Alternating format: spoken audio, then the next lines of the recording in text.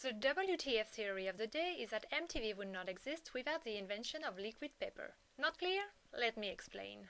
Born in 1924 in Dallas, Texas, Bette McMurray faces discipline problems in school in San Antonio and leaves the educational system quickly. At the age of 17, she gets a secretary job thanks to her energetic spirit and despite her lack of typing skills. Her employer sends her to secretarial school and, reconciled with education, Bette passes her GED at night school. At the age of 19, the young woman marries Warren Nesmith, her high school sweetheart, and then had a son, Michael. Warren serves in the World War II, and when he comes back home, the young couple get divorced. Being a single mother, Bette Nesmith works hard to climb the career ladder at the Texas Bank and Trust, and after several years, she becomes an executive secretary. Things go pretty well until the 50s, when the bank replaces the old typewriting machines by electrical ones. Bette, despite the secretary school, is still not very good at typing, so she loses a lot of time when she makes a mistake, doing the same letter again and again. In December 1951, as Nesmith looks at the painters who decorate windows, she notes that when they make an error, they just cover it with another color.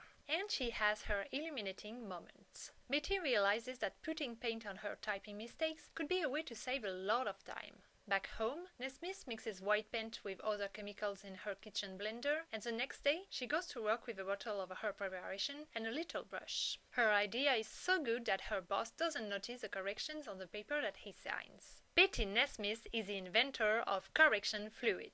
Her colleagues quickly ask her for her magical product, so Bette starts to fill bottles of mistake out in her garage, and she improves the formula with the help of an office supply dealer, a paint producer, and the chemistry teacher of her son. Nesmith doesn't sell her correction fluid before the year 1956, producing about 100 bottles every week.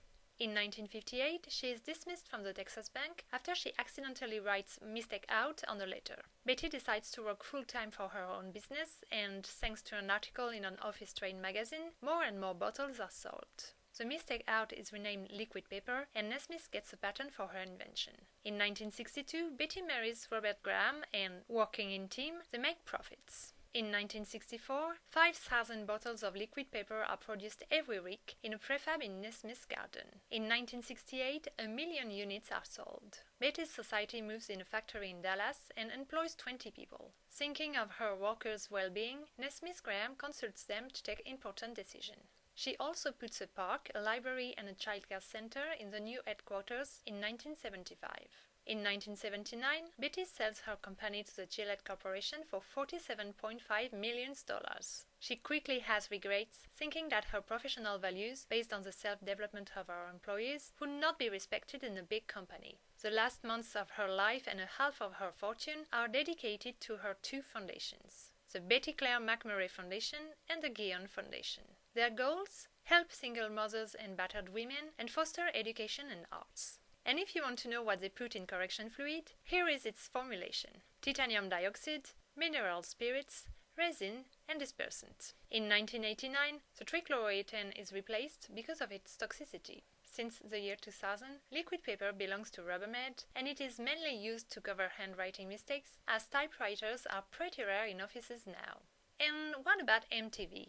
Let's talk about Michael Nesmith, the only son of Bette. When he doesn't fill bottles of mistake out, the young boy learns to play the guitar. In 1965, he joins the Monkees and he starts to make videos mixing music and movies. In 1977, the single Rio and its video are such a success that Michael creates Pop Clips, a TV show about music videos, of course. This program is so popular that it probably gave ideas to the creator of MTV.